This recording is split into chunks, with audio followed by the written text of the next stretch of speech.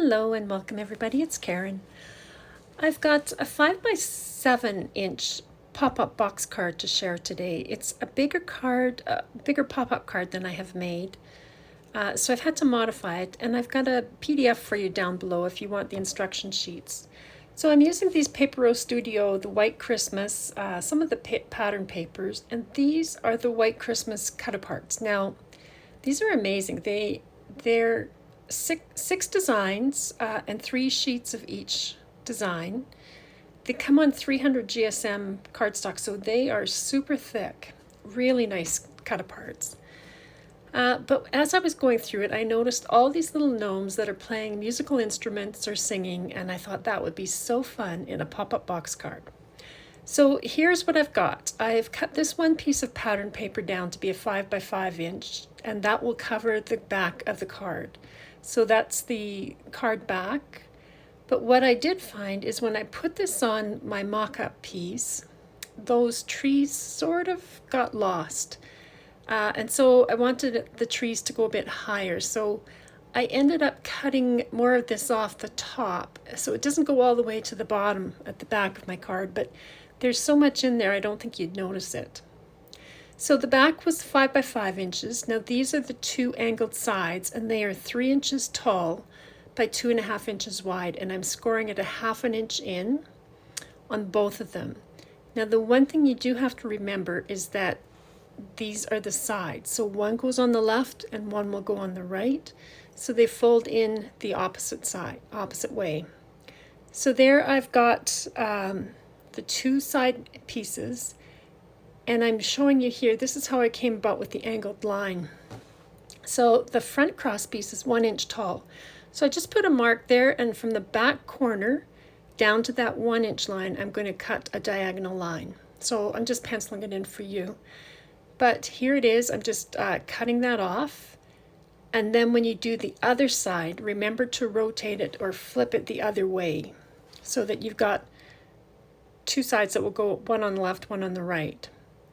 Now there are 4 cross pieces that are 5.5 inches wide by 1 inch tall, and you want to score all of these in 1/4 inch from each end. So score it at 1/4 inch and 5 1/4 inches.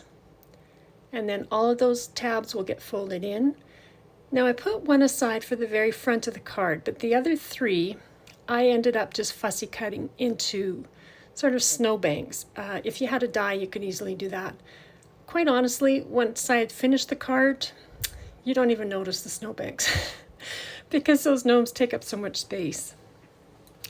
So to assemble this box card, I've got the back down there, the 5 by 5 back. I've taken the release paper off this left side, and I've put some glue on just to make it a little bit easier, but you're going to line up that left side and the bottom. And again on the right side here, just taking the release paper off and keeping it folded, I'm going to line that up with the right hand side and the bottom. So those are the 2 side pieces attached now. Now the 1 cross piece that's nice and straight will go at the very front. So I've got the release paper off there, and I'm going to line this right up to that left hand side where we cut the angled line down to, and it should line up right against the edge of that side piece. And you want to flatten it down to the right and make sure it lines up along the bottom edge. Now here I have staggered my cross pieces along that angled line. I've taken the release paper off the second one, and I'm just staggering these apart. I am putting them on so that that fold on the tab goes just under that diagonal line. So you can see here it goes just below that angled line. And then when I fold it down to the left, it should line up with the one underneath. So I'm going to just put each of these in and just stagger them away from each other. So that's what I'm doing there. So again, just spacing them apart a little bit and then pressing down those tabs. Now, once they're all on, you want to keep that side edge flat on your work surface and just fold the tabs over. So the side edge is flat. Now with the tabs folded over to the right, I can remove all the release papers here, and I did add glue to mine just to help make it a bit easier. keeping that flat, you're going to just fold that right side edge over, and the bottom cross piece should line up right along the bottom edge of that side edge. So just give it a good press, make sure everything picks up. And then of course you're going to fold it back and forth so that it knows to go both ways. And so now we can put the back piece in the pattern paper.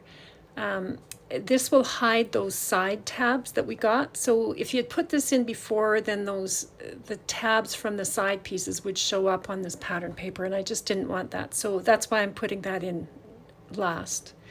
And then I used my corner rounder just to cut 1/2 inch round tops on mine.